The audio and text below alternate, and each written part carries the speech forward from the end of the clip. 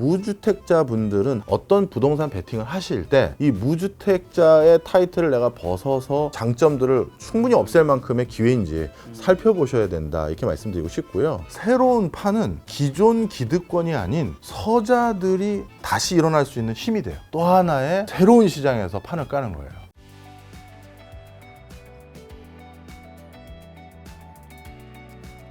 명지대에 근무하고 있는 박정호라고 하고요. 여의도 맨션이라고 김 작가님이 몇 번 광고해줘서 사람 밀려 들어왔던 채널을 운영하고 있습니다. 알겠습니다. 여의도 맨션 지금 여기 배너 뜨고 있을 겁니다. 고맙습니다. 구독 한번 눌러주시면 고맙습니다. 거기를 구독하면 어떤 정보를 좀 얻을 수 있죠? 사실 뭐 우리 김 작가님이 불러주셔서 여기서 한 얘기와 많은 걸 비슷하게 하는데 네. 거기는 이제 질문 안 주신 제가 생각하기에 중요하다고 생각하는 걸 조금 더 해드리긴 하는데요.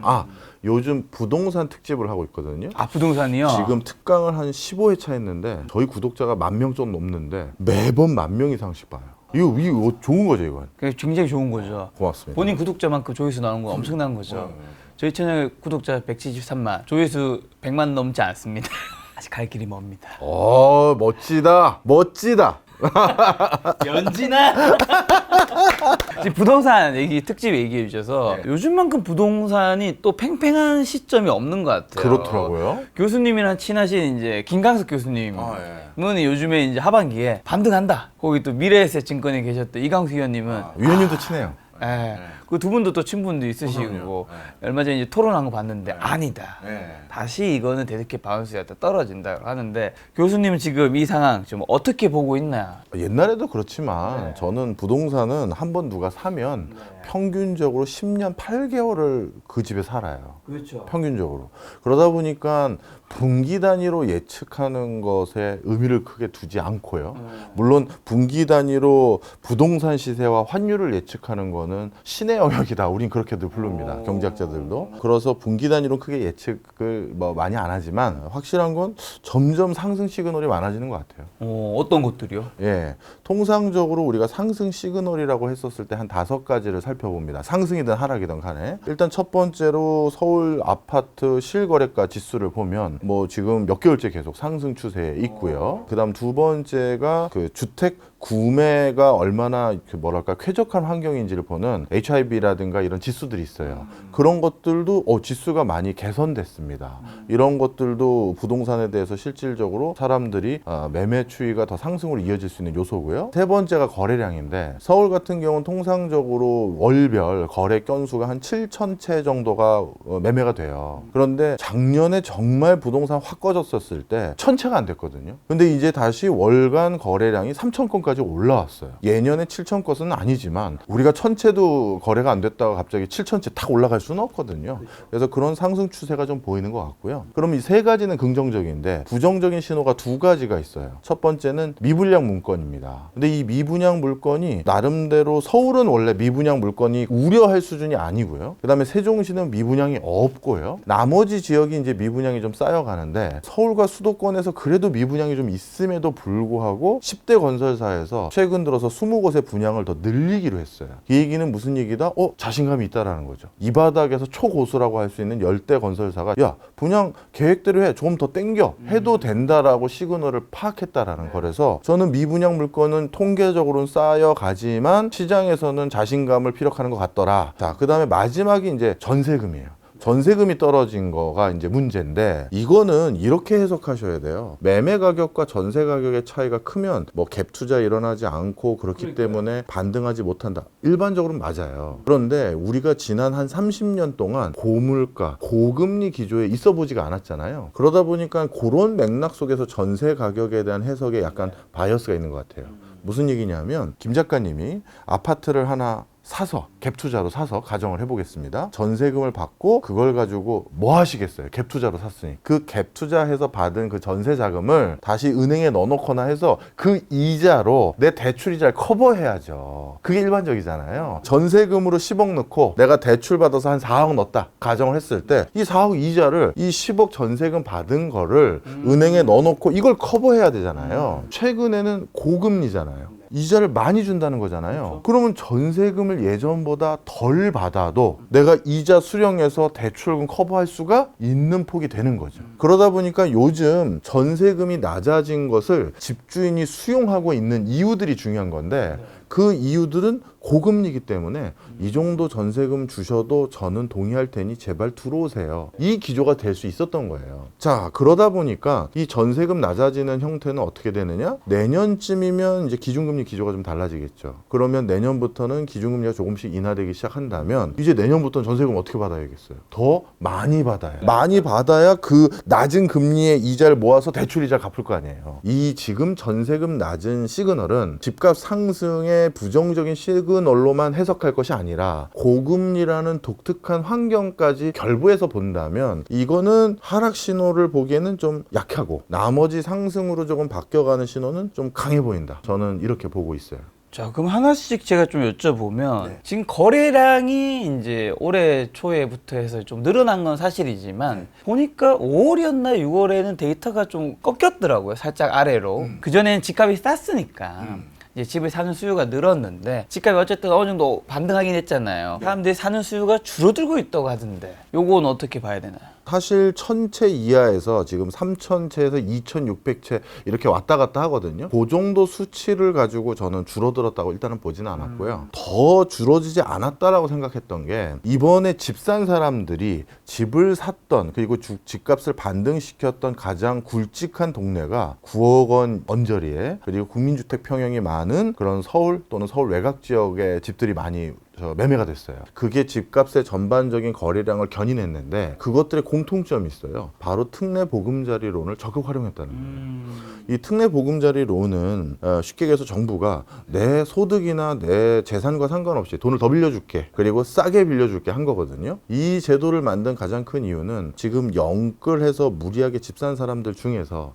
저는 이럴 줄 몰랐습니다. 후회스럽습니다 하면서 자신의 포지션을 청산하려는 사람이 있었는데 이런 사람들의 물량을 받아주기 위한 거였어요. 왜냐하면 누가 사줘야 그 물량이 해결이 되잖아요. 그래서 정부가 한 60조 원을 지금 설정을 해놨는데 아직 30조 원이 지금 소진된 상태고 이것도 대단한 겁니다. 나머지 30조 원이 남았는데 여전히 관련 공공기관에서는 문의가 계속 들어온대요. 그러니까 지금 약간의 저울질을 하고 있을 뿐이지 저는 이게 거래량이 다시 줄었다 이렇게 보지는 않습니다. 거래량 측면에서는 그렇게 아직 보지 않으시고 네. 그럼 전세금은요? 네. 지금 하반기부터 역전세 문제 굉장히 심각해질 거라고 왜냐면 이제 전세 돌려줘야 돼요. 맞아요. 자, 바로 지금 특례 보금자리론도 말씀을 드렸는데 같은 맥락이에요.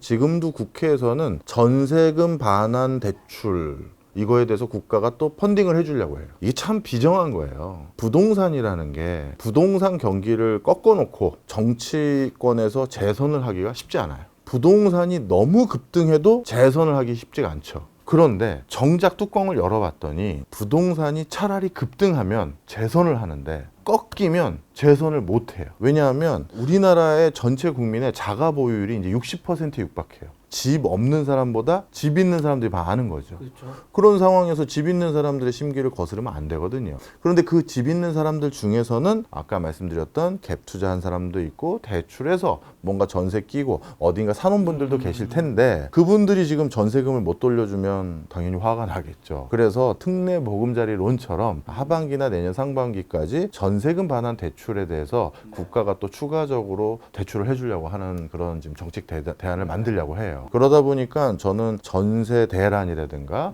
역전세와 관련된 이슈들이 당연히 해결될 것이라고 보고요. 그다음 한 가지 또 말씀드릴 게 전세 대란이라고 부르는 게 아파트보다는 빌라 얘기거든요. 지금 상황이 그 빌라 가격보다 전세금이 더 높았던 데도 있다라는 게 확인이 됐단 말이에요. 그런데 아파트는 예전부터 워낙 매매가 빈번하다 보니까 원래 매매가에서 50에서 70% 수준으로 전세 금액이 잡혀 있었단 말이에요. 그러다 보니까 아파트에 대해서 어느 동네 아파트가 평균적으로 30% 이상 꺼졌느냐? 그런데 별로 없어요. 서울도 한 20% 넘지 이렇게 조금 내려왔을 뿐이지 아직 전세금을 풀리 못 돌려줄 수준은 아니거든요. 역전세란이라든가 이런 건 아파트하고는 좀 관계가 적어요. 말씀하신 빌라는 깡통 정서의 문제가 된 그렇죠. 네. 네. 자, 그럼 미분양은요?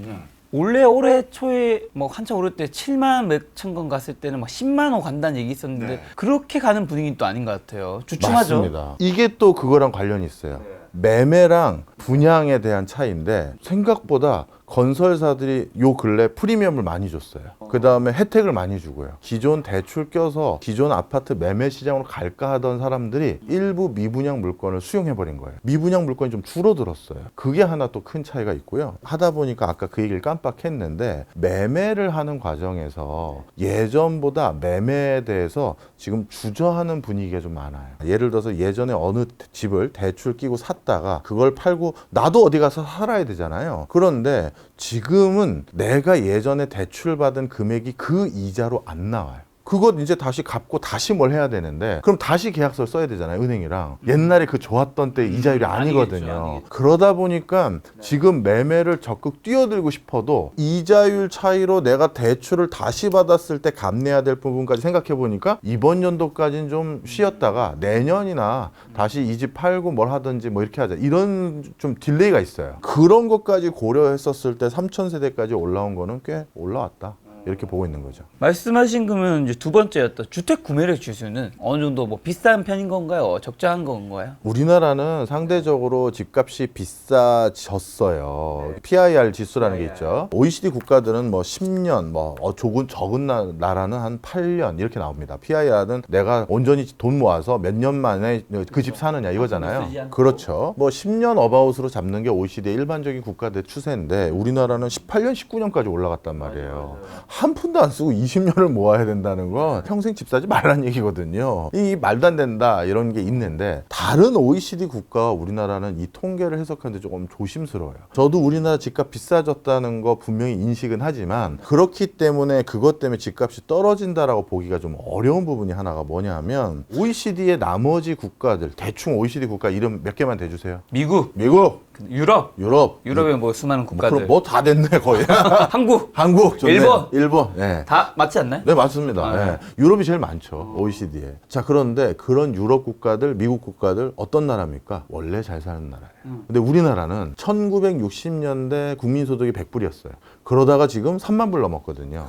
그 얘기 무슨 얘기냐면 1960년대, 70년대, 80년대 지어진 아파트는 지금 눈높이에 안 맞아요. 그래서 서울에 지금 국민소득 3만 불 수준에 내가 들어가서 살고 싶어 라고 할 수 있는 아파트의 숫자가 서울시 전체 면적에서 과연 얼마나 될 것이냐를 따져봐야 된다는 거예요. 바로 그런 이유들로 인해서 그런 것들이 새로 분양이 되면 우르르 몰리잖아요. 그래서 분양 뭐 몇 대 1, 몇백 대 1, 이번에 흑석자이도 뭐 다들 난리도 아니었고. 예. 엄청 치열했다면서요. 맞아요. 그러니까 이렇게 뭔가 내 눈높이에 맞는 아파트의 숫자가 자꾸 적다 보니까 그런 것들이 자꾸 새로 분양했을 때 경쟁적으로 들어오고 더 원하는 사람은 공급량보다 많으니까 가격이 뛰는 거예요. 그래서 우리나라는 이런 굉장히 고도 성장을 빨리 하다 보니까 실제 집다운 집이 부족해져서 당연히 공급이 줄으니까 오를 수밖에 없는 거죠. 그런 걸 생각하면 OECD 국가의 2배 수준이라고 보기는 어렵고 한 1.5에서 1.3 정도 수준으로 생각할 수 있다. 그러니까 이게 너무 높다라고 그렇게만 평가할 상황은 아니다. 어쨌든 한국의 PR은 OECD 다른 국가들 대비해서는 조금 높은 게 이런 여러 가지 전후 사정들이 있다. 네. 단순히 비교하는 건 좀 문제가 있다. 그러면 지금 이런 모든 것들을 좀 반영했을 때 어떻게 보세요? 아까 말씀드렸던 광수 의원님, 광수 대표님이네요, 이제. 아, 이광수 친분이 대표님. 있으셔서 갑자기. 이광수 대표님, 김광석 교수님, 한 분 더, 한문도 교수님까지 다 같이 한번 모여서 무슨 방송 하나 하면서 대화를 나눴어요. 그때 이제 자료 하나 만들어간 게 있는데 보내드릴게요. 그거 보시면 아시겠습니다만 결론은 뭐냐? 부동산 시장 양극화되기 시작했다. 예. 그래서 서울의 노른자위는 원래도 올라가고 있었지만 또 여전히 꾸준히 올라가는 추세고 지금 송파가 제일 먼저 오르기 시작했고 많이 올랐죠. 네, 그 다음에 다시 강남, 서초 다시 올라가기 시작했어요. 용산도 그렇고 이런 노른자위 지역은 역시 계속 올라간다. 6개월 잠깐 떨어진 것까지는 저는 자세히 예측은 못해요. 두 번째 자료가 20년 동안 부동산 어떻게 됐느냐, 6개월에서 1년 꺾인 적 있어요. 지금도 아마 본격적으로 부동산 좀 꺾이기 시작한 거 시작부터 지금까지 보면 한 1년 조금 넘었죠. 근데 다시 또 좀 꿈틀꿈틀 되잖아요. 그런 것처럼 구간적으로는 그럴 수 있지만 서울뿐만 아니라 흔히 말해서 와, 너 어디 산다고 하는 데는 또 올라요. 지방의 아주 군소한 도시들부터는 이제는 점점 대세 하락이 좀 많아질 것 같고 그 다음에 수도권의 나머지 지역은 각계격파. 그러니까 그때 달라요. 이런 식으로 귀결되는 흐름이 보이고요. 이런 흐름이 더 확연하게 보일 수 있는 상승 신호이기도 하지만 드디어 매매가 되는 신호로서 재가격으로 재평가되는 구간들 이렇게 볼 수 있습니다.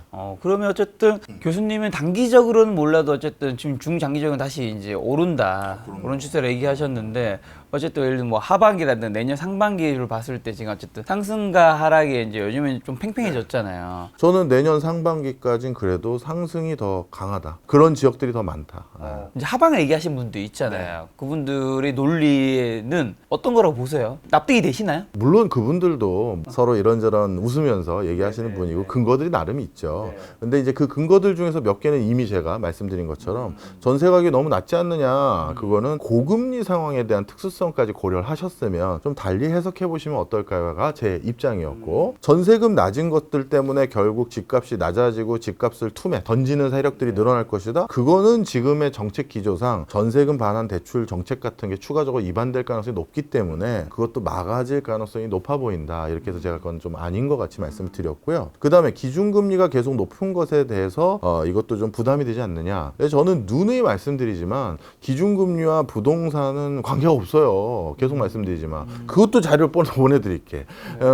기준금리 말고 우리가 부동산을 살 때 적용받는 금리는 주택담보대출금리잖아요. 그런데 제가 뭐 이번에 뭐 방송 하나 준비하면서 한 10여 년 가까이 주택담보대출금리와 기준금리의 추세를 같이 그려드렸거든요. 한 절반 가까이는 그 추세선이 달라요. 이번에도 달라졌잖아요. 상반기에 한은에서 기준금리 한번 올렸을 때 오히려 그리고 나서 주택담보대출금리는 낮아졌잖아요. 7%대까지 평균적으로 올라갔던 게 3% 후반까지도 대출할 수 있게 됐거든요. 왜? 국가에서 프레시를 했잖아요. 그래서 부동산은 첫 번째도 두 번째도 세 번째도 가장 중요한 부동산 흐름에 영향을 주는 요소는 정책이에요. 근데 그 정책이 지금 부동산을 어떻게든 꺼트리지 않겠다. 약간이라도 약간 상향하는 건 뭐 내가 용납하겠다라는 형태로 강하게 제도적으로 부양을 하고 있어요. 그래서 기준금리가 높은 선에서 유지된다 하더라도 그거와 상관없이 특례로 대출해 드릴게요. 그게 60조 원이에요. 우리나라에서 평균적으로 자연증감분으로 주택담보대출 금리로 가계부채 늘어나는 금액이 40조 원에서 50조 원이에요. 근데 그거보다 많은 금액을 특례로 이자 팍 깎아주고 DSR 적용 안 하고 그리고 드렸단 말이에요. 이거는 어마어마한 혜택이거든요. 그만큼의 정책 기조가 있다는 거고요. 2010년부터 2015년까지는 변동금리 때문에 너무 큰 타격을 받은 사람들을 구제하기 위해서 국가가 고정금리를 또 팍팍 밀어줬어요. 만약에 또 그게 문제가 된다라고 하면 또 그렇게까지 할 생각이 있어 보여요. 절대 꺼트리진 않겠다. 이게 기조가 있어서 그런 것까지를 고려하셔야 된다. 지금 하방을 얘기하신 분들은 정책 얘기는 안 하시고 지금의 어떤 지표상의 얘기를 하시는데 정책도 같이 보시면 조금 자신 있게 하방이라고 얘기하시긴 좀 주저되지 않으실까. 그럼 교수님은 이 말씀이 굉장히 논리적인데 실제로 이제 시간이 지나 보면 내년에 상승했을 수도 있고 떨어졌을 수도 있잖아요. 그러다 보니까 사실은 이제 뭐 교수님이나 김가석 교수님이나 이강수 대표님이나 한문도 교수님이나 다 이제 그분들 이야기를 들어보면 다 그럴 것 같거든요. 그러다 보니까 이제 시청자분들이 이 친구 말도 맞는 것 같고 저 분 말도 맞는 것 같고 맞는 것 같은데 어렵다. 어떻게 해야 되지? 이런 고민 많이 하시는 것 같아요. 아니에요. 그게 이제 잘못 경제를 배워가는 정말 나쁜 버릇이에요. 그럼 어떻게 해야 되죠? 저희가 면피하려는 거 아닙니다. 저 면피하려는 거 아니에요. 우리 전 세계에서 경제학자로서 제일 똑똑하고 제일 공부 잘하는 사람들이 몰려있는 기관들이 몇 군데 있어요. 그 중에 하나가 IMF라는 곳이에요. 뭐 IMF에 다녔어요. 그러면 우와 소리 나오는 거예요. 뭐 하버드 교수 됐다. 그거랑 거의 같은 맥락이야. 그 진짜 어마어마한 거예요. IMF가 하버드 교수랑 네, 맞아요. 그 정도 수준이에요. 그러다 보니까 IMF의 이코노미스트로 재직했습니다 하면 뭐 어마어마한 거거든요. 그런데 그렇게 출중하고 유능한 IMF에 재직하는 사람들이 매년 경제 성장률을 발표하잖아요. 그런데 매년 3개월마다 수정하죠. 그거 어떻게 된 거예요? 이게 중요한 거예요. 경제학자들 중에 누군가가 아니면 펀드 매니저 중에 누군가가 아니면 애널리스트 중에 누군가가 1년 전에 나와서 2년 전에 나와서 그때 저는 이렇게 봅니다 라고 얘기한 걸 가지고 너 2년 전에 뭐라 했잖아. 1년 전에 뭐라고 했잖아. 그게 그대로 들어맞는 경우가 거의 없어요. 경제는 생물과 같은 거예요. 갑자기 미국 대선에서 아니면 미중 간의 갈등으로 희한한 법안이 들어가거나 갑자기 러시아 우크라이나 전쟁에서 갑자기 뭐 쿠데타 같은 흐름이 일어난다든가, 갑자기 기후 환경 변화로 인도에서 작황에 큰 문제가 생긴다든가, 뭐 별의별 이슈들이 다 중첩돼요. 그런 것들이 다시 전망들을 수정하게 만드는 거거든요. 그런 외적인 것뿐만 아니라 국내에서도 마찬가지예요. 그러다 보니까 계속 반영해 가면서 그때는 그렇게 전망했는데 지금은 이런 상황이 돼서 다시 저는 입장이 바뀌었습니다. 그건 말 바꾸는 게 아니라 당연히 상황이 바꾸면 말을 바꿔야죠. 세계 최고의 이제 집단인 IMF도 그러고 있다. IMF, OECD, 우리나라 한국은행, 제 전 직장인 KDI 어디 안 그런 데가 있나요? 그래서 오해하시면 안 돼요. 예전에 누구 내가 좀 믿을만하네. 저 사람 참 관상도 좋고 말도 괜찮게 하네. 그래서 그 사람 믿고 넣어놓고 한 3년 뒤에 걷어들여야지. 그럼 다 망해요. 그래서 제가 김 작가 채널 홍보하려는 게 아니라 이런 채널들을 습관처럼 봐야 되는 이유가 상황 바뀐 걸 계속 알려주잖아요. 그리고 상황이 바뀌었기 때문에 6개월 전 또는 아니면 3개월 전에 제가 그때는 뭘 놓쳤는데 이번에 그것까지 반영하니까 이거인 것 같습니다 라고 수정하려는 사람들의 내용을 듣고 포지셔닝을 바꿔야 되는 거지, 이거를 1년 전에 그렇게 얘기했는데 말 바꾸더만 이렇게 하면 안 되죠. 한 교수님도 이광수 위원님도 지금 속으로 저는 어떤 게 변수가 바뀌면요 이제 저는 생각이 바뀌었습니다 얘기하려고 했는데 아직 거기까지는 안 바뀌었어요 그러고 있는 거지, 이분들은 태어나서 죽을 때까지 하락만 얘기하는 건 아니거든요. 자, 그럼 지금 같은 상황에서 무주택자나 1주택자 분들은 좀 어떤 포지션을 취해야 되나요? 제가 이건 계속 말씀드리는데요. 지난 몇 년 동안 우리가 영끌이라는 아주 독특한 어떤 문화라고 해야 되나요? 어떻게든 빨리 내 집 하나 장만해야겠다라는 그 강박 때문에 무리하게 그 중요한 타이틀을 잃어버린 분들이 계세요. 뭐? 무주택자라는 타이틀. 대한민국은 모든 부동산 정책을 무주택자들에게 혜택을 주기 위해서 포커스되어 있어요. 당연히 그렇겠죠. 정부가 집 없는 사람들에게 집 하나 장만하는데 어떻게든 일조해야지 유주택자들에게 더 큰 집 구하는 걸 도와줄 수는 없잖아요. 그렇죠. 그러다 보니까 일단 0순위, 1순위, 그 다음에 그 2순위까지도 무주택을 가진 분, 무주택인 상황인 분을 청약에서 우선점 드릴게요. 뭐 어떻게 드릴게요. 이러고 있는 거거든요. 특례 보금자리론에서도 일단 저희 우선순위에 들어가십니다. 뭐 이런 식으로 뭐 이런 형태가 돼버리다 보니까 그 타이틀은요 정말 함부로 없애시면 안 돼요. 그러면 내가 예를 들어서 서울에 아니면 수도권에 좋은 새 아파트 청약할 수 있는 기회도 다 날리고 내가 지금 무리하게 대출 껴서 저 아파트를 사는 게 그런 것으로 얻을 수 있는 혜택보다 크다라는 확신이 있으셔야지만 버리셔야 돼요. 그래서 무주택자 분들은 하여튼 어떤 부동산 베팅을 하실 때 이 무주택자의 타이틀을 내가 벗어서 없앴을 때, 그러니까 이 가지고 있을 때 있었던 여러 그 장점들을 충분히 없앨 만큼의 기회인지 살펴보셔야 된다, 이렇게 말씀드리고 싶고요. 그 다음에 유주택자 분들 같은 경우는 요즘 정부가 아직도 30조 남았어요. 지금 영끌로 땅 치고 후회하는 분들, 내가 이렇게 대출이자 높아질 줄 몰랐고 이 집값 안 오를 줄 몰랐다. 그런데 그 동네에 누군가는 실수요자 있을 수 있잖아요. 난 직장이 이 근처로 이사가 돼서 잡혀서 나는 여기서 살 거야, 이런 분들 계실 텐데 그런 분들은 그걸 받아줘야 되잖아요. 그래야 영끌 한 사람도 살았다, 그리고 그 사람도 나도 집 하나 장만했네 해야 되는데, 그때 정부에서 집을 좀 대출을 싸게 해드릴 테니 사게끔 해준 거예요. 그래서 집을 갈아타실 땐 이제 지금 직장이 좀 머셨거나 아이들 키우기가 좀 불편했을 때 이번에 그런 제도를 잘 활용해서 회사 근처로 가보자, 아니면 아이 학교 근처로 가보자, 이거 결정하실 분들은 해볼만 하실 거예요. 이거 굉장히 파격적인 수준의 혜택이에요. 그러면 지금 무주택자분들이 지금 그 타이틀이 어쨌든 굉장히 여러 이점이 있다는 건데, 이점은 사실 청약할 때 많이 발휘되잖아요. 그렇죠. 지금은 청약 좀 더 기다려야 되는 시점인가요? 지금도 괜찮은 이게 시점인가요? 건설사들이 지금 아까 미분양 좀 준 것도요, 정확히 말하면 건설사들이 분양 시점을 뒤로 미룬 거예요. 그래서 미분양이 준 거예요, 일부는. 그러니까 지금 분양해서 흥행 되겠니? 한 거죠, 사장님이. 그래서 그럼 저희가 공사를 좀 천천히 하겠습니다. 이렇게 된 거예요. 원래는 잡혔어야 될 숫자가 그렇죠. 안 잡힌 것도 안 잡힌 거죠. 모수가 작아진 것도 있어요. 그 얘기는 무슨 얘기다? 지금 건설사가 그만큼 자신 없다는 거죠. 그럼 건설사가 이렇게 자신 없다는 건 그때 그리고 나서 분양을 할 때도 뭔가 글적글적 하면서 분양가 좀 낮춰주던가, 아니면 발코니 공사 공짜로 하던가, 시스템 에어컨 그냥 놔드리거나 이런 거 한다는 얘기일 수 있거든요. 그러면 요런 타이밍은 정말 부동산 취득하기 좋은 타이밍이에요. 어차피 집을 사고도 또 돈이 들잖아요. 인테리어 하고 뭐 하고 하느니라고. 그런 돈을 또 실질적으로 줄일 수 있는 기회니까 타이밍을 좀 보시면 좋을 것 같고요. 특히 미분양 물건이 좀 쌓여 있다라고 하는 지역들 있죠. 대구를 비롯해서 이런 지역들은 요 타이밍 잘 이용하면 실수요자 입장에선 야, 나 공사 안 하고 나 그냥 이거 다 공짜로 했어. 난 어차피 여기서 10년 가까이 살 거거든. 그러면서 그 다음 시즌을 보시면 되죠, 뭐. 네. 그런데 지금 집을 산 분들이 이제 다른 전문가분들 말 좀 들어보니까 지금은 무주택자분들이나 실소유자분들 위주로 많이 사셨고 아직 다주택자는 다시 아직 시장에 안 들어왔다고 하더라고요. 세금 아직 안 깎아줬잖아요. 네. 이 다주택자분들은 세금이 워낙 크잖아요. 그러다 보니까 세금에 대해서 페이버가 나와야 되는데 아직 이거는 정부에서 좀 조심스러운 것 같아요. 이것도 정부도 도덕적 해이를 일으키지 않으려고 고민 많이 하는 흔적이에요. 자, 특례 보금자리로는 설명드린 것처럼 영끌로 후회했던 분들 매물 받아주려고 정부가 해주겠다. 이거는 칭찬받을 수 있는 일이에요. 신용불량자로 나가라게 떨어질지 모르는 사람도 구제했다. 자, 그런데 전세금 반환 대출을 해주겠다. 이거는 아직까지 대책이 확 안 나오고 자꾸 주저되고 논의가 많아지는 게 갭 투자한 사람들 보존해 줄 거야? 이 소리 나오는 거잖아요. 그러니까 이건 어떤 수순으로 어떻게 해야 될지 그리고 대상자를 누구로 해야 될지 고민이 되는 거예요. 맞아요. 저도 기사에 댓글을 봤던 게 갭 투자 뭐 오를 때는 그 몫을 자기가 가져가고 뭐 떨어지니까 뭐 정부에서 보존해주면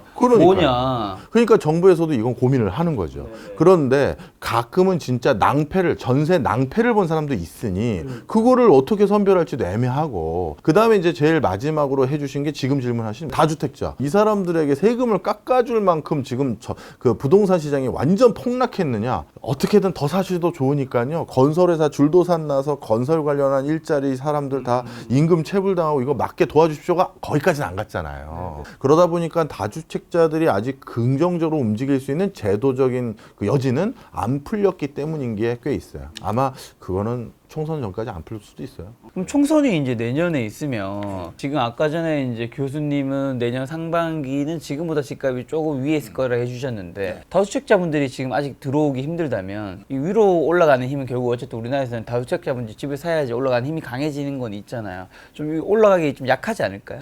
이렇게 보시면 좋겠습니다. 예전에 우리가 지금 봤던 이 그 부동산 가격 상승은 철저히 가수요가 뒷받침된 거예요. 다주택자랑 뭐 이렇게 구분할 게 아니라 우리 그 평형대가 소형 평형대 같은 경우는 영끌이 뒷받침했던 그 물량도 어마어마하거든요. 우리 예전에 다 같이 모여서 방송했을 때도 말씀을 드렸는데 수요에는 부동산 수요에는 크게 네 가지가 있어요. 인구수, 가구수, 일자리수, 그 다음에 가수요예요. 수요가 크게 이 네 가지 요소로 구분이 되거든요. 물건에 대한 수요 말고요. 입지니 뭐니 이런 거 빼고요. 그런데 인구수는 굉장히 천천히 변해요. 합계 출산율이 0.7 몇인데 무슨 소리냐 이 소리 하시잖아요. 자, 그러면 지금 인구가 예를 들어서 5,100만이면 내년에는 뭐 4,900만 되고 내후년에는 4,500만 됩니까? 아니에요. 합계 출산율이 그래도 지금 잔존 여명도 어마어마하게 길어지고 있는 상황이기 때문에 그게 그렇게 급변하는 게 아닙니다. 그리고 가구수 변천이라는 것도 굉장히 천천히 변하는 거예요. 갑자기 뭐 한 100만 명이 엄마 나 독립할게요 이런 게 아니에요. 이 두 가지는 굉장히 천천히 변해서 적어도 우리가 분기 단위의 부동산을 예측하거나 1년 단위의 부동산을 예측할 땐 이건 고려 대상도 아니에요. 네. 그 다음에 일자리 숫자. 그나마 일자리 숫자가 이거는 변화 요인일 수 있는데 대표적으로 요즘 부동산 급등했던 곳이 용인 처인구잖아요. 거기에 반도체 국제적인 클러스터 조성한다고 해서 갑자기 뭐 한 달 만에 부동산 가격 뭐 1억, 2억씩 떴는데 이 일자리 수는 급변하는 요소 맞아요. 그런데 이것도 사실 어디에 대규모 공장 짓겠다라고 하면 그 공장 완공되는데 통상적으로 4, 5년 이상 걸려요. 그러면 국가 입장에서는 거기에 갑자기 일자리 개수 몇 개 생긴다 그러면 그 일자리 개수 곱하기 3.5인 해가지고 그 근처에 아파트 단지 조성할 수 있는 시간적 여유가 있어요. 왜? 5년 뒤에 입주할 거니까 그 공장이. 그래서 이 일자리도 국가에선 나름의 대비를 하려면 해. 근데 마지막이 가수예요. 갑자기 집을 사요. 왜? 오를 것 같아서. 너 거기 살 거야? 아니. 혹시나 싶어서. 그리고 뭐가 가수요인지도 되게 애매해요. 왜? 가수요로 샀다가 그 집값 떨어지잖아요. 난 당분간 거기 들어가 살려고. 실수요로 바뀌어요. 그리고 실수요자는 가수요 성격이 없느냐? 아니죠. 집을 샀는데 오르면 또 좋잖아. 뭐 뭔지 아시잖아요. 그런 심리도 섞여 있어요. 그러다 보니까 가수요는 경제 모델에서도 참 이걸 뭐라고 딱 얘기하기도 힘들어요. 그런데 최근에는 그러면 이 부동산 수요가 전부 가격이 어떻게 올랐느냐? 이 가수요 때문이에요. 무리하게 집 사고, 그리고 살지도 않는 동네 멀리 광역시에 집을 왜 사고, 그리고 수도권 외곽 지역에 집을 왜 사요? 거기서 그럼 집값 떨어졌으면 여기 내가 월세 살거나 전세 사는 거 팔고 들어가 살면 되는데 거긴 제가 출퇴근이 불가능해요. 그런 데를 왜 샀냐는 걸 했었을 때 가수요거든요. 그런데 이 가수요는 정말 이례적으로 생기는 현상들이에요. 진짜 부동산 갑자기 부스트 켰을 때. 그런데 앞으로 그럼 이 가수요가 또 최근 들어서 한 몇 년 안에 또 생길 거냐? 이미 상처받은 사람 많고, 그리고 정부에서도 이 가수요를 막기 위한 제도적 보완책들이 슬슬 구비되기 시작했어요. 대표적으로 갭 투자죠. 이런 거 막기 위한 제도적인 후속들이, 이런 것들을 논의하기 시작하면서 이번에 집값이 오른다는 게 예전처럼 뭐 1년 만에 20-30%또 오르고 그 다음 또 봤더니 또 한 30-40% 또 오르고 이런 흐름은 아니고, 우리 통상적으로 봤던 수준, 물가 상승률에 준하거나 그거보다 높거나 이런 게 있고요. 물가 얘기했으니까 하나 더 말씀드리면, 부동산학 개론에 나오는 얘기잖아요. 인플레이션일 때는 현금을 가지고 있으면 안 되죠. 그럼 실물을 사야 되잖아요. 가장 대표적인 실물이 뭐예요? 부동산이잖아요. 이거는 원래 인플레이션 시기 때는 현금이 아닌 빨리 목돈을 다른 현물로 바꿔야 되는데 금 살 줄 아는 분 있으세요? 별로 없단 말이에요. 부동산이란 말이에요. 인플레이션 때는 우리나라에선 건설회사가 신규 아파트 분양 가격을 올릴 수밖에 없어요. 왜? 조성단가가 높아졌잖아요. 철근 가격 비싸졌고요. 인건비 올랐고요. 그래요. 그럼 근처에 신규 아파트 가격이 오르면 인근에 있는 옛날 아파트 가격이 어떻게 됩니까? 오르죠. 지금 자꾸 제가 말씀드리는 게 그런 얘기예요. 그래서 하락으로 아직 보일 수 있는 요소들도 있지만, 지금 제가 쭉 말씀드리는 게 저는 상승으로 그리는 어떤 요인도 더 작용해서 저는 이번 분기 다음 분기까지는 약상. 네, 그렇게 진단한다. 금리와 이제 관련이 없다는 코멘트를 한번 해주셨잖아요. 부산 집값이 금리보다는 대출 금리랑 더 관련이 그렇죠. 있다라고 우리가 이해해야 될 것 같은데, 어쨌든 연준도 이제 금리 인상 올해 뭐 맥스 2번 정도까지 생각을 하고 있고, 뭐 안 할 수도 있고 한 번 정도 할 수 있을 텐데 역시나 영향은 받겠죠. 영향을 받을 수 있어요. 근데 이제 미국 집값 말고 우리나라 집값 말씀하시는 거죠? 미국 집값은 살 일이 없으니까. 그런데 부동산 얘기하면서 미국 기준금리까지 얘기하는 건 너무 광해요. 강한가요? 과해요. 부동산은 제가 계속 얘기하지만 여러 집값에 영향을 주는 요소가 한 10개 정도 있어요. 근데 그 10개 중에서 모든 경제적인 분석을 하거나 투자를 하실 때는 킹핀을 보셔야 돼요. 킹핀. 네. 이게 쓰러지면 나머지 다 쓰러져.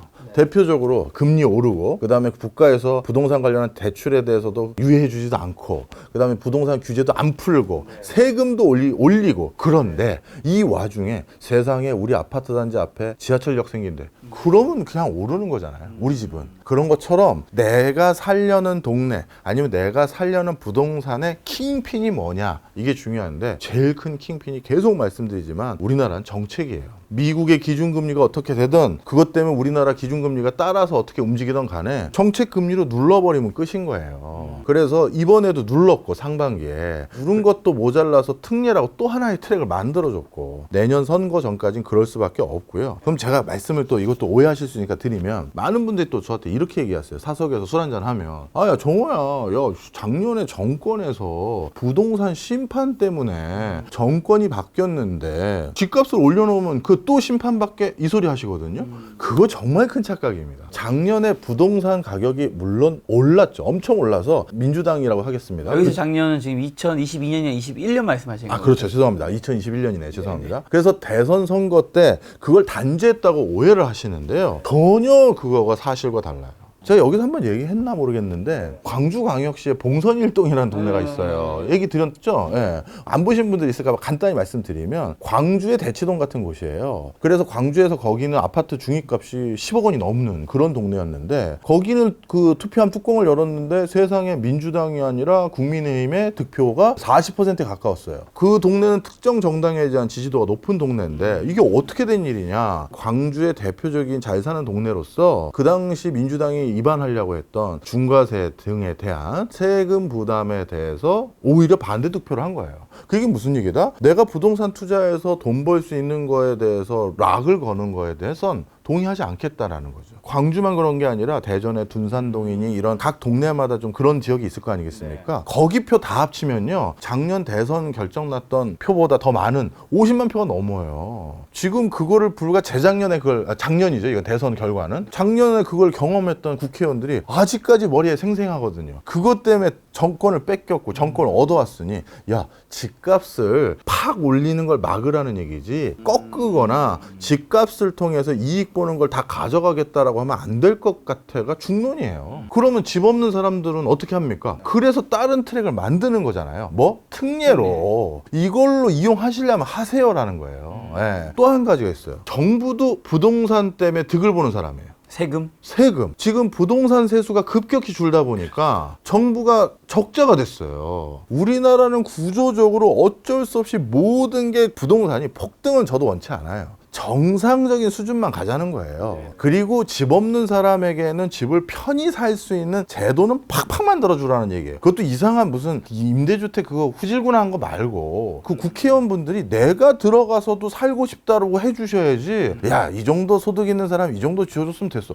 그럼 누가 기분 좋아 거기 가서 삽니까? 그런 거는 파격적으로 해주시고, 대신 정말 평생 입을 거 안 입고 먹을 거 안 먹고 돈 모아서 내 집 하나 장만한 사람은 그게 자신의 유일한 재테크인 사람도 있잖아요. 그 사람들에게 집값을 꺾어서 국가가 국민에게 뭔 소리 들을 생각이에요. 그건 그거대로 인정해 주시고, 그 집이 좋은 사람은 또 그렇게 돈 번 사람 중에서 제가 웃돈 드릴 테니까 저한테 그거 파세요. 그 매매는 그 매매대로 하게 하시고, 이제 조금 차상위 소득계층이나 청년들이 처음 이제 집장만 할 때는 진짜 그들만의 리그로, 외곽 말고 서울 어딘가에 좋은 아파트로 지어주는 건 따로 좀 하면 된다. 그게 중요한 거예요.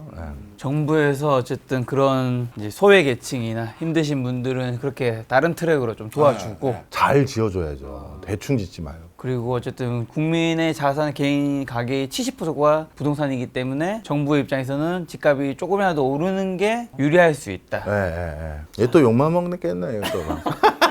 자, 그러면 이제 교수님은 지금은 이제 벌써 7월이잖아요. 예. 벌써 올해 상반기가 다 지나갔습니다. 시간이 너무 빠르다는 생각이 드는데, 현재 지금 하반기 주식시장 이제 미국과 한국 어떻게 지금 보고 계시고 앞으로 좀 어떻게 보시나요?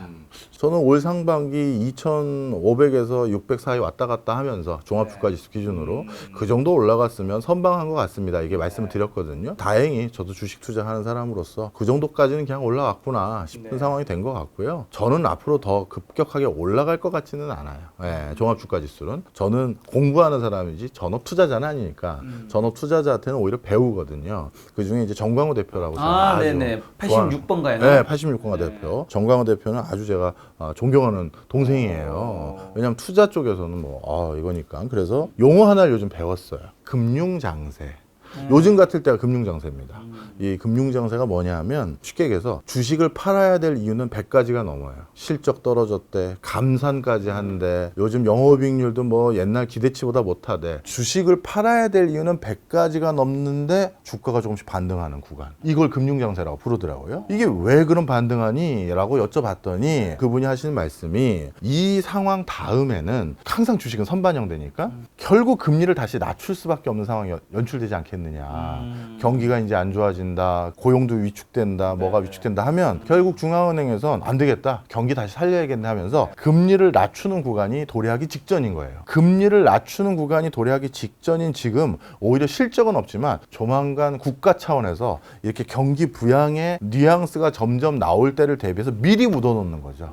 그리고 그런 것으로 전환됐을 때 일부 차익을 환원하거나 다시 포지셔닝을 다시 정리하는 그런 장세라는 걸 금융장세라고 불러요. 지금이 전형적으로 역사적인 과거의 금융장세랑 모양이 똑같아요. 주요 기업들의 실적은 좋은 게 없어요. 그런데 왜 올라요, 교수님? 주식 투자의 어려운 점이, 실적만 가지고 투자하면 다 재벌될게요. 그렇죠.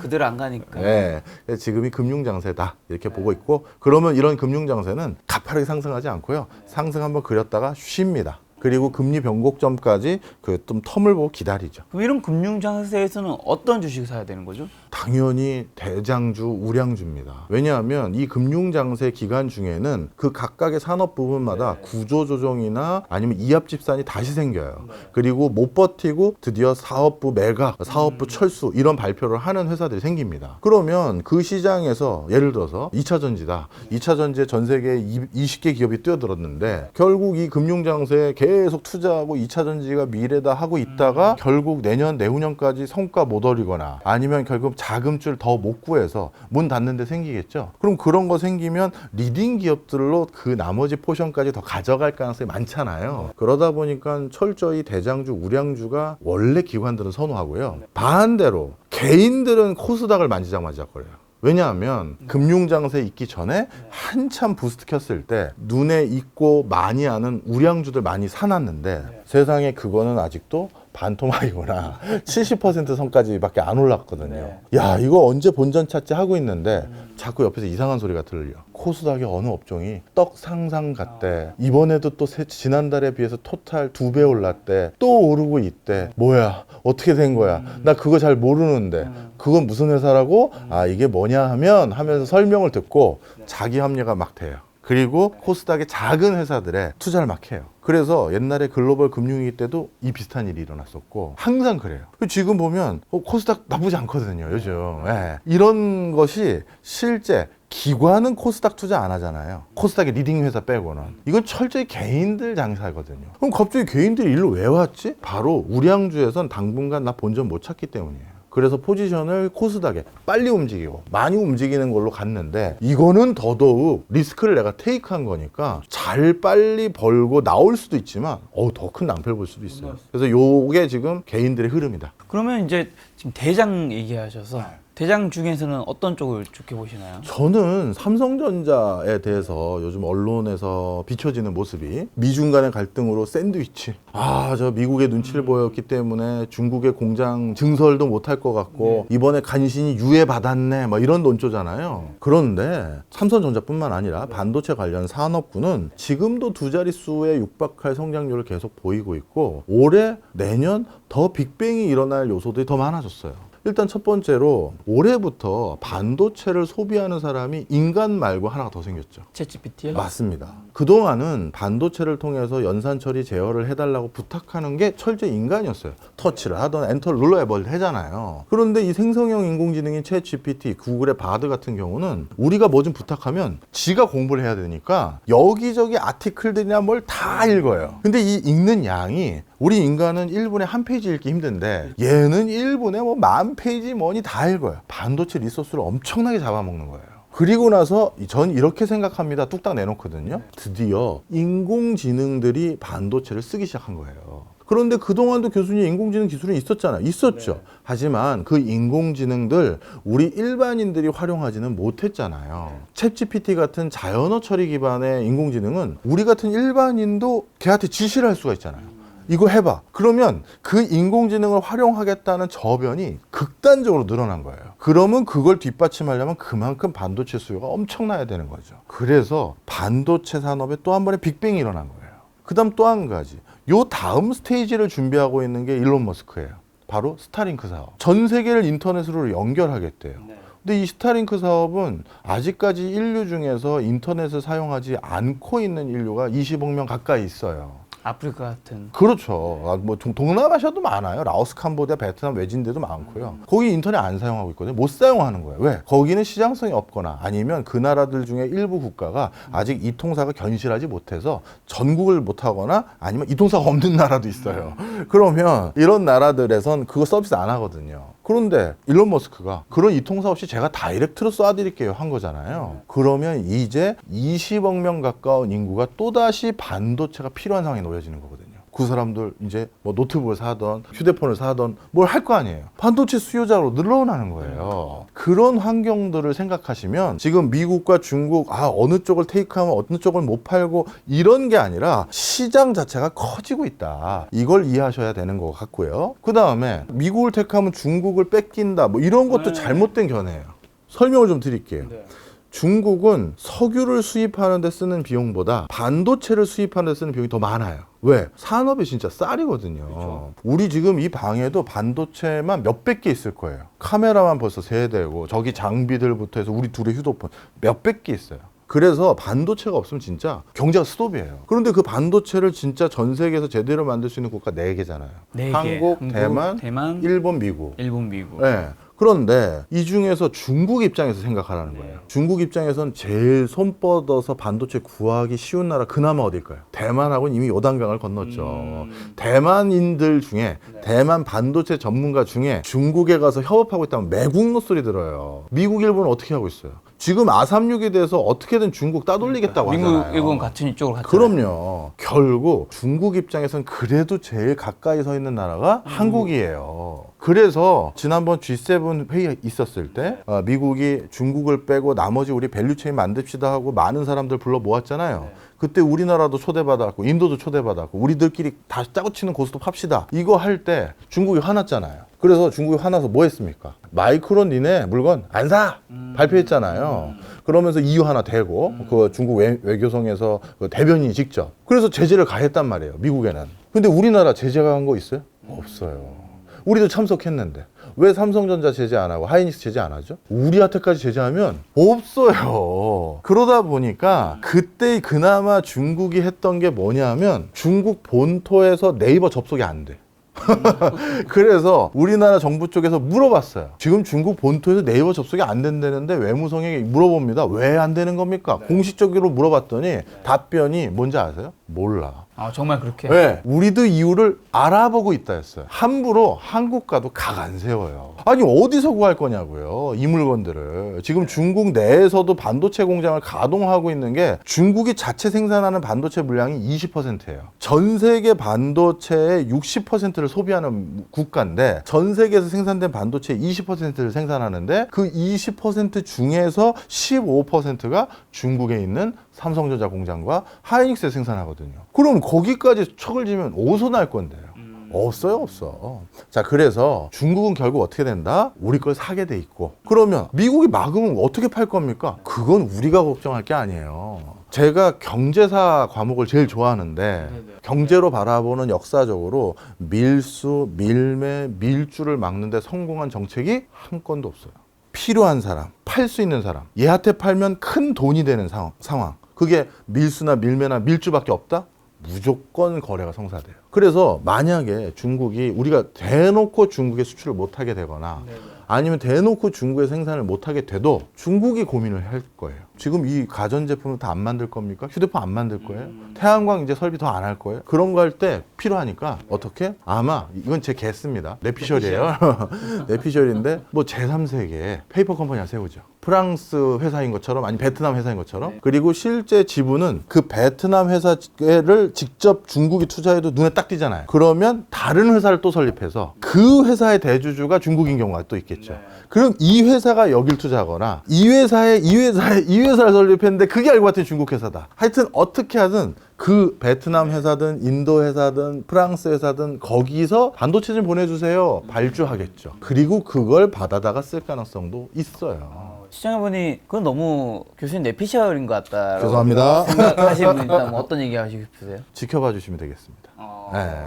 저는 한 번도 이렇게라도 필요한 물건을 안 사간 나라가 없어요. 어쨌든 반도체는 이제 중국에서 우리를 계속 찾을 수밖에 없다라는 이제 입장이신 건데 그리고 반도체 계속 성장할 거고 개인분들은 반도체에서는 소부장도 있잖아요. 소부장은 안 건드리는 게 좋나요? 차라리 아니죠. 대형주? 소부장 중에서도 그 업계에 그 슈퍼 을 역할을 하는 소부장들이 있어요. 그런 회사들은 좋죠. 그런데 제가 투자를 할 때 제발 좀 행복하게 투자하셨으면 좋겠다는 말씀을 드려요. 제가 요즘 너무 잔소리조가 된 게 요즘 너무 속쓰려 하시고 마음 아파하시는 분이 너무 많아. 우리 학교 애들도 많아.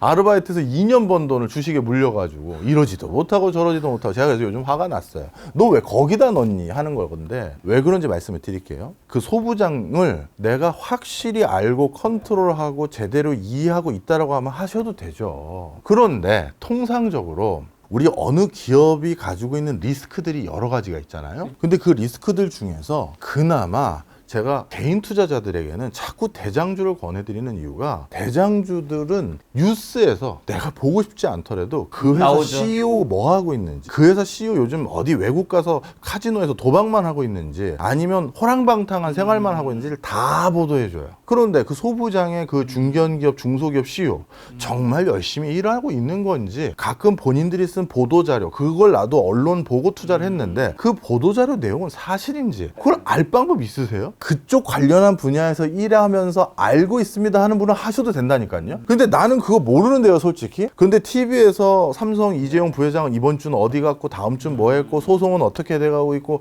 이런 거 보도하거나 아니면 그 밑에 있는 가장 탑 티어의 회사들 정도는 뉴스 치면 나오긴 하니까 그 정도 회사는 그래도 언론 통해서 우리가 알 수가 있잖아요. 그럼 그게 조금 더 리스크가 관리되는 거 아닌가요? 저는 그 작은 회사에서 도대체 얼마의 수익을 초과로 더 거둘 자신이 있어서 하시는지 잘 모르겠고, 이렇게 컨트롤하고 내가 바빠서 다 찾아다닐 수 없을 때 그럴 때도 언론 등을 통해서 저절로 알 수 있는 회사들을 투자하시는 게 어떨까. 그게 행복하실 거예요. 행복한 투자를 위해서 잘 알면 중소형주 해도 되지만 그럴 확률이 그렇게 개인은 높지 않기 때문에 가급적이면 좀 대형주 위주로 하는 게 좋겠다. 그러면 이제 다른 섹터 중에서는 좋게 본 게 있나요? 뭐 자동차, 그다음에 뭐 인터넷, 그리고 뭐 제약바이오, 그리고 2차전지, 코스피 이제 시총 뭐 20이 아닌 요 정도 5개가 주요 섹터죠. 저는 이 단어가 너무 주식시장에서 또 혼탁하게 이용돼서 굉장히 네거티브해졌는데, 그래서 저도 이 단어를 싫어하는데요. 메타버스 관련주예요. 왜? 애플 XR 때문에. 좋게 보시나요? 저 좋게 봅니다. 새로운 산업군을 만들거나 새로운 산업 섹터를 번성시키려면, 카이스트 공대 출신의 전도 유망한 엔지니어 몇 명이 VR 기기 만들었습니다. 이건 시장을 뒤흔들 수 없어요. 애플 정도가 된 회사가 움직여줘야 전 세계 보도 타고 연간 1000만 대 이상씩 팔고 하는 거거든요. 그런데 이 애플 XR이 혼자 홀로 뛰고 있었던 회사에게 드디어 카운터 파트너로서 시장을 붐업시킬 수 있는 상황을 만들어준 거죠. 메타 오큘러스 혼자 전 세계에서 지금 2천만 대까지 판매하고 있거든요. 오큘러스 2까지 다 합치면. 그래서 야, 2천만 대 혼자 팔고 있네. 이게 VR 아니고 XR이라고 보셔도 돼요. 그래서 이 오큘러스 기기로 혼자 이제 날아다니고 있었는데, 나름대로 그냥 열심히 하고 있었는데 성과가 있던 없던. 그런데 애플이 이 판에 꼈단 말이에요. 솔직히 쓸모도 별로 없었는데 아이패드 샀던 거 기억나시죠? 솔직히 아이패드에 뭐 앱도 별로 없었어. 그런데 우와, 너무 갖고 싶다. 야, 저거 간지난다. 간지나잖아요. 그 심리가 이제 터지는 거예요. 공급이 먼저 이루어지잖아요. 저도 아이패드 처음 나왔을 때 애플 바 중에 한 사람으로서 샀죠. 아무 쓸모가 없었습니다. 그런데 아이패드 버전 2나 3 됐더니 할 게 많아졌어요. 네, 진짜 많아졌어요. 그런 사람들이 이제 부스트를 키기 시작했고, 그래서 삼성이 원래 올해 안에 내놓겠다라고 했던 삼성, 퀄컴, 구글이 연합해서 만들 XR 기기 아마 내년에 출시할 것 같아요. 그것까지 출시되면 이제 어떤 판이 생긴 거다? 옛날에 스마트폰 같은 우리 집집마다 새로운 카테고리 생긴 탭, 패드, 뭐 타블렛, 이 카테고리에 준하는 뭐가 하나 또 생긴 거예요. 하나 새로운 게. 그러면 이 새로운 판이 생겼을 땐 거기서 새로운 강자들이 들어서고요. 그리고 그동안 서자였던 사람들이 치고 올라가요. 이게 또 중요해요. 서자였던 사람들. 우리 오늘 유튜브 촬영하고 있으니까 유튜브로 말씀드릴게요. 항상 새로운 판은 기존 기득권이 아닌 서자들이 다시 일어날 수 있는 힘이 돼요. 이 더 쉽게 말씀드리면 유튜버 중에서 각광받거나 잘 나가는 사람들의 공통점이 있어요. 공중파와 지상파에서 밀려난 사람들이에요. 가만히 보세요. 우리 그분에겐 송구한 말입니다만, 일본인 흉내내는 그 다나카 이분이나 그분 같은 경우도 원래 개콘인가 우차사의 그 개그맨이셨잖아요. 그런데 본인이 그 활동할 때는 그렇게 뜨지 못했어. 공중파에서 또 부름을 받으려고 했는데 이제 불러주는 데도 없고, 유튜브라는 마이너리그에서 철치부심한 거예요. 그랬는데 여기서 다시 주류가 됐죠. 우리 홍진경 그 탤런트, 그분도 마찬가지죠. 원래 방송 꽤나 하다가 한동안 안 보였어요. 그런데 공부왕 찐천재인가 그 채널로 100만 유튜버 되고 막 하더니 다시 공중파에 부름을 받았어요. 항상 어떤 주류 시장이 있거나 그 주류에서 기득권이 생기면 밀려난 사람들은 세컨 티어의 시장에서 뭔가를 놀다가, 그런데 그 세컨 티어가 다시 주류가 되게 돼요. 지금은 공중파가 비주류죠. 공중파가 오히려 유튜브에 허전돼 있잖아요, 지금. 여기가 이제 주류가 돼버린 거예요. 근데 여길 키운 사람들이 누구다? 주류에서는 쟤를 왜? 하는 사람들이 여기서 이제 각광을 받은 거죠. 근데 지금 유튜브가 또 레드오션이 돼가고 있어요. 맞아. 너무 치열해요. 전 세계는 하고 까지는 안 하겠습니다. 우리나라는 이제 포화 상태예요. 다 하고 있어요. 진짜. 여기에서도 이제 밀려난 사람들은 어디 간다? 어디 가죠? XR을 중심으로 한 혼합 현실, 현실과 가상이 믹스된 거기에서 그 다음 스테이지를 준비하려고 또 갈 거예요. 그럼 거기에 또 재미 붙인 사람들, 또 이런 사람들이 생기겠죠. 지금 우리 그 청년들이라고 하나요? 아이들이 취업이 정말 안 돼요. 정말 안 돼요. 우리나라뿐만 아니라 일본, 중국 다 안 돼요. 중국의 요즘 신조어가 전업 자녀예요. 전업 자녀. 예, 중국은 원래 취업 걱정 안 했던 나라인데 최근 코로나19 그리고 코로나19 이후에도 지금 경기가 잘 안 사니까 대학교 졸업하고 취업이 안 돼요. 그래서 엄마 아빠 밑에서 난 계속 자녀 역할을 하겠다. 아, 행복한 시절이었죠. 용돈 주시고 안전하고. 그렇죠. 옛날에 일본에도 그랬었고 그래서 일본에는 알바족 이런 얘기도 있었고 우리나라도 사실 지금 그런 분들이 좀 많이 늘고 있어요. 그러면 이 친구들이 갑자기 어디서 경력 쌓아서 중소, 중견, 대기업으로 자꾸 커리어를 올리고 한다? 그게 아니라 어찌 보면 또 하나의 새로운 시장. 새로운 시장에서 판을 까는 거예요. 그 중에 몇 명은 벌써 노블록스나 제페토나 이런 메타버스 시장에서 돈을 꽤 벌어. 그런데 이제 XR이라는 새로운 판이 생겼다? 이제 여기서 또 뭐가 일어날지 몰라요. 저는 그래서 이게 생각보다 불경기에 새로운 판을 기다리고 있었던 응축된 에너지하고 또 맞물리면서 굉장히 빨리 부스트를 킬 거다. 그러면 그 부스트업을 하고 있는 대표 주자 애플과 페이스북, 메타는 앞으로 좋게 보시나요? 이게 완전히 가치관과 철학이 달라요. 메타에서 만드는 오큘러스는 제품 사양이 중저가예요. 한 50만 원 돈 해요. 그리고 실제 디스플레이라든가 여러 가지 그 하드웨어적인 성능이 좀 이렇게 그 고사양은 아니에요. 그런 대신 이렇게 싸게 하고 그리고 그 싸게 한 오큘러스 안에서 우리가 주로 할 수 있는 게 네트워크 환경 속에서 재미를 느낄 수 있는 걸 주로 많이 담아놨어요. 그 얘기는 뭐다? 메타의 오큘러스는 저변을 넓히겠다는 전략이에요. 많은 사람이 뭉치세요. 싸게 디바이스 팔게요. 그리고 같이 접속해서 우리 같이 해봐요. 되게 재밌어요.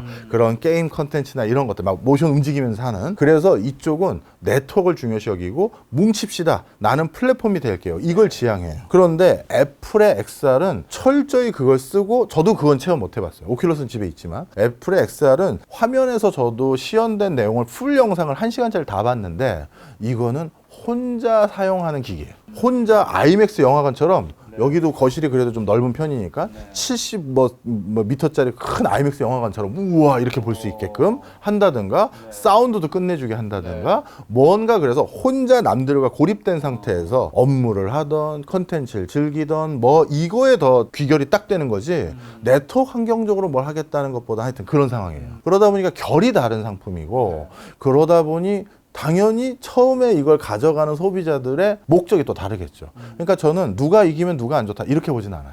오히려 저변이 크게 넓어질 것이다. 그럼 삼성은 어느 쪽으로 할지 궁금해요. 우리 뇌피셜 한 번 더 해보죠. 삼성은 둘 중에 어디로 갈 것 같아요? 엄청 고가 쪽으로 가진 않을 것 같은데요. 그럼 저변을 넓힌다? 그쪽으로 하지 않을까 싶은데. 하나도 모르는 사람의 이야기입니다, 여러분. 모르는 사람 한 사람 더 얘기하면 이렇게 균형 잡기 위해서 삼성은 고가로 간다 이렇게 하겠습니다. 그냥 뭐 소리예요. 기담아 듣지 않으셔도 됩니다. 기담아 듣지 마십시오. 이건 소음입니다. 이건 소음. 장난친 겁니다. 자, 그러면 이제 미국의 이제 대표적인 테크주 이제 방금 두 회사 나왔는데 그 밖에도 뭐 구글, MS, 아마존, 엔비디아, 테슬라가 있잖아요. 이 중에서 좀 좋게 앞으로도 좀 좋게 보는 쪽은 어느 쪽이세요? AI와 관련된 회사들도 좋게 봅니다. 이것도 XR과도 관련이 커요. 자, 우리가 스마트폰 터치로 움직였죠? 컴퓨터는 키보드로 움직였어요. XR 기기는 뭘로 움직일까요? 모션 인식이라는 게 이렇게 한 거랑 이렇게 한 게 다를 수도 있는데 그리고 우리가 정확히 안 하면 헷갈리잖아요. 그리고 키보드 같이 정교하게 쳐야 될 것도 있을 거 아니에요. 그럼 여기다 친다는 거 이게 되게 벙 뛰잖아요. 그래서 XR 기기의 인터페이스는 철저히 인공지능이에요. 자비스처럼. 말로. 챗 GPT의 자연어 처리 보이스 버전이라고 보셔도 돼요. 그러면 이 인공지능 기술이 XR에서도 부착돼서 활용되면 아까 오큘러스 2천만 대 팔았다고 했잖아요. 굉장히 또 빨라지고 XR 기기에 대한 또 성능에 대해서도 사람들이 만족감이 높아지겠죠. 그런 차원에서 지금 AI 관련된 기술을 굉장히 빨리 치고 나가면서 발전시키고 있는 바로 구글. 그 다음에 오큘러스도 AI 기능을 거기 많이 붙여놓고 있어요. 그런데 애플은 아직 AI에 대해서 이렇다 할 그게 없어요. 애플은 XR 기기 자체에 대한 성과를 좀 지켜봐야 될 것 같고, 그 다음에 나머지 구글이라든가 AI 기술을 좀 많이 진두지휘해서 발전시키고 있는 기업들이 저는 전도유망해 보입니다. 그리고 그런 AI와 관련돼서 하드웨어를 납품해줘야 되는 엔비디아는 역시 무서운 회사네요, 역시. MS는요? 그러면 그 챗GPT 중심에 있는? MS도 마찬가지인데 챗 GPT는 엄밀히 말하면 MS 회사는 아니잖아요. 네, MS 쪽에서 이제 온라인에 투자했던 회사라고 봐야 되는 거고, 그러다 보니까 MS는 아직까지 인공지능을 아주 딱 어떻게 안착시킬 거다. 몇 가지 버전은 나왔어요. 저도 시운전하는 걸 우리 김덕진 소장님이 옆에서 하는 걸 보여주셨거든요. IT 소장님이신데 한번 보시죠. 아주 굉장한 분이세요. 소장님이 옆에서 뭘 보여주셨냐면 본인이 이제 MS로부터 먼저 시범판을 이용할 수 있는 거를 한번 받으신 거예요. 우리 워드, PPT 여기에 우리 워드 치거나 또는 PPT 만들 때 그 위에 여러 가지 메뉴 창 있잖아요. 그 메뉴 창 중에 아예 이제 인공지능이 들어가요. 뭐 좀 해달라고. 거기다 치면 해줘. 나 진짜 깜짝 놀랐네. 아, 보셨어요? 봤죠. 와, PPT도 웬만한 사람이 만들어준 것보다 더 잘 만들어요. 이런 것들이 이제 아마 제품에 들어가게 되면 AI 기능이 들어간 패키징이 있고 그냥 전통적인 우리 MS 오피스 버전이 있고 이런 식으로 팔게 될 것 같은데, 그런 거는 새로운 수익 모델이 생길 테니까 그걸로도 MS도 나쁘지 않을 것 같은데, 아직은 뭐 할지 정확하게 보여주질 않았으니까. 그리고 수출 데이터가 6월 1일에서 20일 수출액 증가 기록한 게 작년 8월 이후 10개월 만에 처음이라는데 어떻게 좀 보시나요? 다행이죠. 우리나라 같은 경우는 외화 수급이 제대로 되지 않으면 정말 머리 터지는 여러 가지 요인이 많은데, 수출이 그래도 다시 조금씩 살아나서 다행인데, 엄밀히 말하면 수입이 또 많이 준 것도 있어요. 무익수지 흑자가 반드시 꼭 긍정적인 것으로만 이어져서 나온 숫자라기보다는 불황형 흑자인 경우도 일부 면이 같이 있죠. 수입을 줄였으니까요. 그러다 보니까 아직은 좀 더 지켜봐야 되는 게 맞는 것 같고요. 그럼에도 불구하고 상반기보다는 하반기가 성적이 좋을 것 같다. 저는 그렇게 전망하고 있습니다. 그 데이터 보니까 미국 수출은 계속 늘었고 중국은 계속 떨어지면서 이제 하반기로 가서는 미국 수출이 1등을 할 수도 있다고. 뭐 그럴 가능성도 꽤 높고요. 앞으로 이제 무역 구조가 크게 개편될 가능성이 높아요. 중국과는 앞으로 더더욱 무역 규모라든가 뭔가를 같이 하는 거가 이제 줄어들 가능성이 높고요. 그런 과정에서 지금 정부에서도 굉장히 발빠르게 베트남, 그 다음에 중동, 인도 이쪽 시장에서 중국 시장에서 거뒀던 성과들을 일부 벌충하려고 줄어들기 시작하니까 그럴 움직임을 굉장히 빨리 가져가고 있는데, 올해는 이제 여러 씨 뿌리는 단계인 것 같고요. 내년에는 이들 중에서 가시적인 성과가 어디선가 나올 거예요. 우리나라 사실 수출로 먹고 사는 나라잖아요. 수출에서 우리가 뭐 눈여겨봐야 되는 투자 포인트 같은 건 있나요? 지금은 수출을 잘 하려면요, 어차피 원자재를 잘 수급받아야 돼요. 우리가 만드는 거는 이제 세계 최고예요. 전 세계에서 제가 자주 요즘 어디 강의 갈 때 드리는 말씀이에요. 전 세계에서 2차 전지, 반도체, 전기 자동차 이 세 개 다 잘 만드는 나라 있어요? 한국 말고 없어요. 대만 2차 전지 안 하고 전기 자동차 안 만들잖아요. 그 다음에 일본도 나름 세 개 하는데 전기 자동차 같은 경우는 도요타 같은 경우 모델 하나 출시했다가 전부 리콜됐고, 한국에서 전기 자동차 모델 몇 개 나올 때까지 도요타 아직 제대로 된 거 아직도 못 냈어요. 그만큼 나머지 회사는 이루 말할 것도 없고, 지금 반도체, 2차 전지, 전기 자동차라는 미래 시장에서 지금 우리만큼 할 줄 아는 사람 없어요. 조금 전 자신감을 가지셨으면 좋겠고, 그런 회사들 중에서 누가 리딩 회사고, 결국 하청업체라는 건요, 납품하는 회사들이 대부분일 거 아니겠습니까? 그 납품하는 회사들은 어떻게 보면 경영 전략이 간단해요. 갑자기 삼성이, 갑자기 현대차가 우리 원통형으로 납품해 주세요. 그걸 만드는 거예요. 그렇죠. 네모난 걸로 해주세요. 그럼 그걸 만드는 거예요. 그래서 그 앵커 기업이 뭘 한다, 그리고 앵커 기업이 잘 팔려서 얼마씩 발주하느냐가 그 밑에가 이제 되는 거거든요. 연결된 거죠. 그렇죠. 따라서 지금 그 앵커 기업들의 성적표를 보면 되는데, 요즘 현대차 잘 나가잖아요. 우리가 지금 저번 달 통계까지 보면 ICT 수출액 급격히 줄었고, 여긴 반도체가 많이 들어가 있죠. 그 다음에 석유류 수입 급격히 줄었어요. 우리나라에서 수출하는 대표적인 제품 중에 두 번째 군이 석유류예요. 원유를 사서 우린 정제해서 다시 팔거나 그걸 1차 가공해서 파는 물건들이 많거든요. 그런데 그게 수출이 줄었다는 건 전 세계적으로 경기 지금 안 좋다는 거죠. 그런데 수출을 견인하는 품목이 자동차예요. 그러니까 우리나라가 지금 나쁘지 않다는 거죠. 예. 현대차, 기아차의 주가 전망이 좋다고 단순히 받아들이면 곤란하겠죠? 우리 아까도 계속 말씀드렸지만 실적과 금융과 뭐 이거는 뭐 알아서 판단하시고 그거는 전업 투자자들에게 물어보세요. 알겠습니다. 마지막 질문 드리고 이제 교수님 보내드릴까 하는데 교수님 근데 혹시 오늘은 좀 하루 어떤 하루 보내셨나요? 교수님이 오늘 이제 보면서 문득 제가 10년 전에 그만둔 저희 회사의 부장님이 생각나는. 그래요? 오늘 좀 고단해 보이세요. 맞아요. 평소와 다르게. 오늘 좀 고단합니다. 네.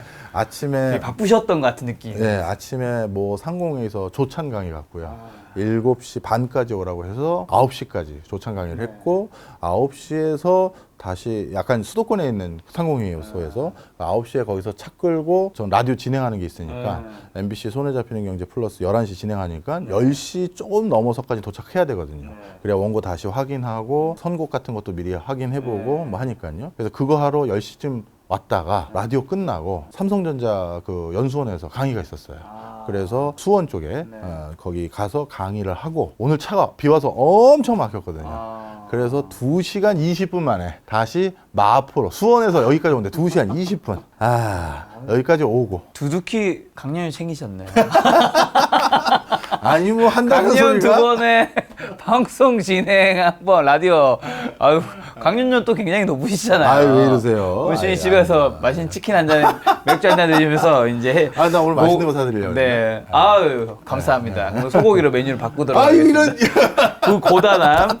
강연료가 들어오기 전에 제가 먼저 약간 스틸하도록 하겠습니다. 마지막 그러면 올해 하반기 투자 포인트랑 눈여겨봐야 할 변수만 좀 잡아주신다면. 한국 실력 있는 나라입니다. 네. 그리고 그만큼 쟁쟁한 인력들이 다음 스테이지를 준비하고 있어요. 조금 시간을 주시고요. 믿어주시고요. 그렇게 해서 좀 기다려보시면 좋은 회사 골라서 저는 성과가 있을 거라고 보고요. 단 그 좋은 회사의 상황이 안 좋아지거나 내부 CEO가 나쁜 짓 하거나 이런 변수들이 있을 수 있어요. 그렇기 때문에 우리 김작가 TV 같은 걸 계속 보시면서 저희 같은 사람이 언제 또 말을 바꾸는지 살펴서 발빠르게 포지셔닝 바꾸고 포트폴리오 바꾸셔야죠. 요거는 뭐 사실 재테크 콘텐츠와는 관련 없는 질문인데 누구나 이런 스피치에 관한 고민이 있으니까 저도 경제 전문가분들 만나고 인터뷰 많이 하면 각자의 다 장점들이 있잖아요. 어떤 걸 특히 잘하시고 근데 교수님이 보면 항상 어떤 주제든지 박학다식하다고 하나 굉장히 다양하게 아는 것 깊이 알고 그리고 그걸 참 재밌게 마치 우리가 뭐 이야기 듣듯이 얘기해 주시는 것 같아요. 다른 분들 대비해서 그런 능력이 진짜 압도적으로 높으신 것 같은데